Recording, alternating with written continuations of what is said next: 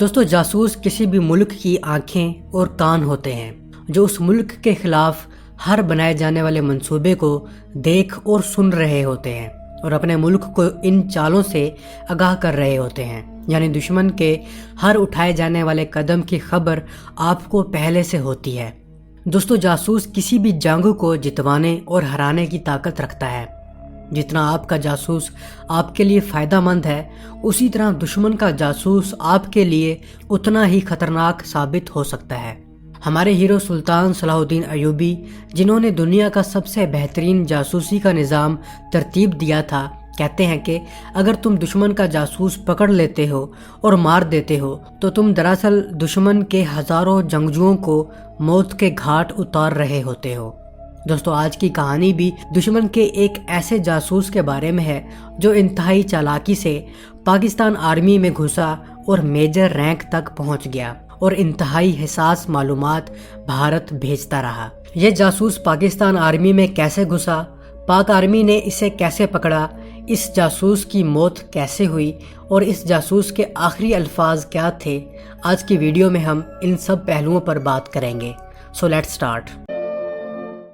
رویندرا کوشک بھارتی ریاست راجستھان کے شہر سری گنگا نگر کا رہائشی تھا، جس نے سری گنگا نگر میں ہی BCom مکمل کیا اور کالج میں اپنی ایکٹنگ سکلز کی وجہ سے کافی مشہور ہو چکا تھا اور کئی تھیٹر پلیز اور ڈراماز میں کام کر چکا تھا۔ کالج کے ہی دنوں میں جب ایک دفعہ یہ لکھنؤ میں ایک پروگرام میں پرفارم کر رہا تھا تو اسی پروگرام میں انڈین انٹیلیجنس ایجنسی را کا ایک آفیسر بھی موجود تھا جو رویندرا کی ایکٹنگ سے کافی متاثر ہوا۔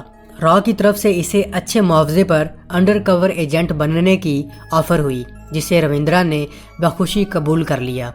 اپنی گریجویشن مکمل ہونے کے بعد رویندرا نے 1973 میں را کو جوائن کر لیا۔ تب رویندرا کی عمر 23 سال تھی۔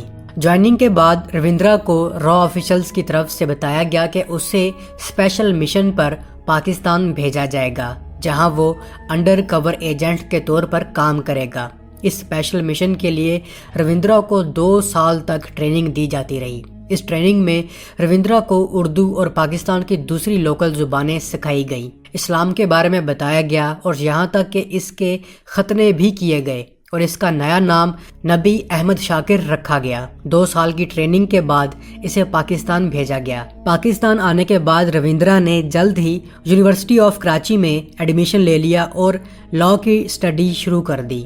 یونیورسٹی آف کراچی سے LLB مکمل کرنے کے بعد اس نے ایز اے کلرک پاک آرمی جوائن کی۔ اسی دوران اس نے آرمی یونٹس کے ایک ٹیلر کی بیٹی سے شادی بھی کر لی جس کا نام امانت تھا اور امانت سے اسے ایک بیٹا بھی پیدا ہوا۔ ایز اے کلرک رویندرا نے کمیشنڈ آفیسر کا امتحان دیا، جس میں یہ کامیاب ہوا اور پاک آرمی کا آفیسر بن گیا اور جلد ہی ترقی کرتے ہوئے یہ میجر کے رینک تک پروموٹ ہو گیا۔ اس دوران رویندرا نے ویلیویبل انفارمیشن بھارت بھجوائی۔ اس کی قابلیت کو دیکھتے ہوئے انڈیا کے ہوم منسٹر SB چون نے اسے بلیک ٹائیگر کا ٹائٹل دیا۔ ستمبر 1983 میں انڈین انٹیلیجنس ایجنسی نے اپنا ایک اور جاسوس پاکستان بھیجا جس کا نام عنایت مسیح تھا۔ عنایت مسیح کے ذمہ یہ کام تھا کہ وہ پاکستان جائے اور رویندرا کوشک سے مل کر انڈین انٹیلیجنس را اور رویندرا کوشک کی میٹنگ فکس کرے، لیکن عنایت مسیح کو پاکستانی انٹیلیجنس ایجنسی نے پکڑ لیا اور انٹیروگیشن میں اس نے اپنے پاکستان آنے کا مقصد اور نبی احمد شاکر یعنی رویندرا کوشک کی اصلی آئیڈینٹی ظاہر کر دی اور اس طرح رویندرا کوشک پکڑا گیا اور اسے 2 سال انٹیروگیشن سینٹر سیالکوٹ میں رکھنے کے بعد 1985 میں سزائے موت سنائی گئی، لیکن 1990 میں سپریم کورٹ نے اس کی سزائے موت ختم کر کے اسے عمر قید کی سزا سنا دی اور اس طرح 18 سال تک رویندرا پاکستان کی مختلف جیلوں میں سزا کاٹتا رہا، کبھی سیالکوٹ، کبھی کوٹ لکھپت اور کبھی میاں والی جیل میں، اور ایٹ دا اینڈ نومبر 2001 میں رویندرا TB اور دل کے مرض کی وجہ سے سینٹرل جیل میاں والی میں ہی مر گیا اور اسے ملتان کی سینٹرل جیل کے پیچھے دفنا دیا گیا۔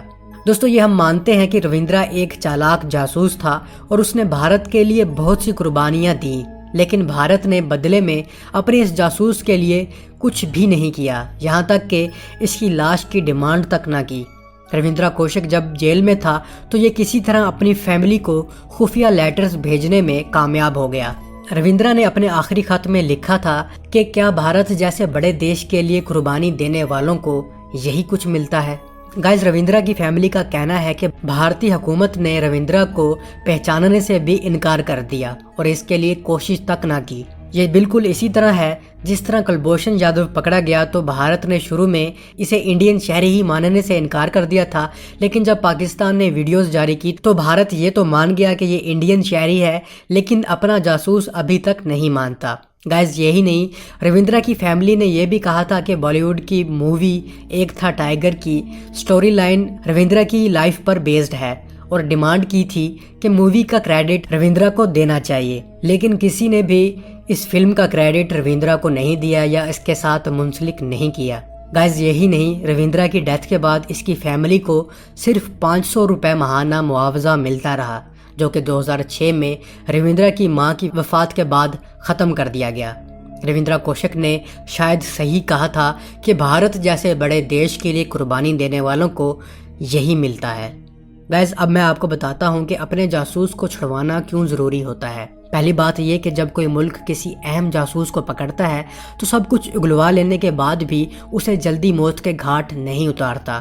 کوشش یہی ہوتی ہے کہ اس جاسوس سے ہر ممکن فائدہ اٹھایا جائے، اس لیے انتظار کیا جاتا ہے کہ دشمن اپنے ایجنٹ کے بدلے کوئی نہ کوئی آفر ضرور کرے گا، چاہے وہ ایجنٹس کا تبادلہ ہو اور یا کسی بھی صورت میں ہو سکتا ہے۔ دوسری طرف جب دشمن کا کوئی جاسوس پکڑا جاتا ہے تو دشمن بخوبی سمجھتا ہے کہ اب یہ ہمارے کسی کام کا نہیں ہے، لیکن اصولی طور پر دشمن پھر بھی اسے چھڑوانے کی ہر ممکن کوشش کرتا ہے۔ اس کی بڑی وجہ یہ ہے کہ دشمن ملک اپنے دوسرے ایجنٹس کو، جو کہ بہت سے ملکوں میں خاموشی سے کام کر رہے ہوتے ہیں، انہیں یہ باور کرانا چاہتا ہے کہ ہم ہر حال میں تمہارے ساتھ ہیں، تم حوصلہ نہ ہارنا اور اپنی گورنمنٹ پر اعتبار رکھنا، کیونکہ ہر کوئی جانتا ہے کہ ایجنٹ کو ڈبل ایجنٹ بننے میں دیر نہیں لگتی۔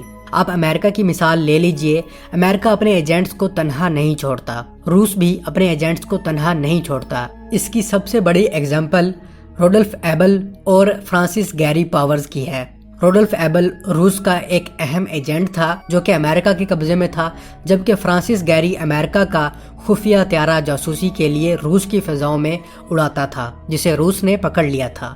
امریکہ نے فرانسس گیری کے بدلے روس کا ایجنٹ واپس دیا، جبکہ فرانسس گیری پاورز امریکہ کے لیے بدنامی کا ذریعہ بھی بنا۔ پھر بھی امریکہ نے یہ قدم اٹھایا اور روس نے بھی اپنے ایجنٹ روڈولف ایبل کو تنہا نہیں چھوڑا، جس نے رویندرا کی طرح ہی کئی سال دشمن ملک میں حساس انفارمیشن اکٹھا کرتا رہا۔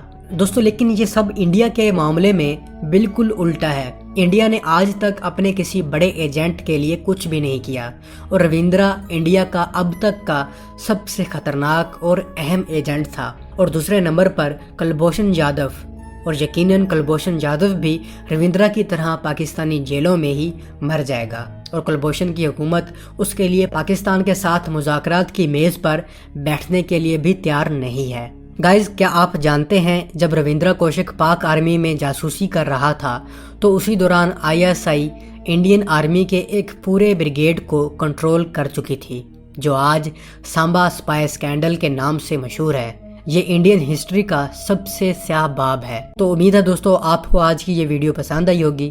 ملتا ہوں ایک نئی اور دلچسپ ویڈیو کے ساتھ، تب تک کے لیے اجازت، اللہ حافظ۔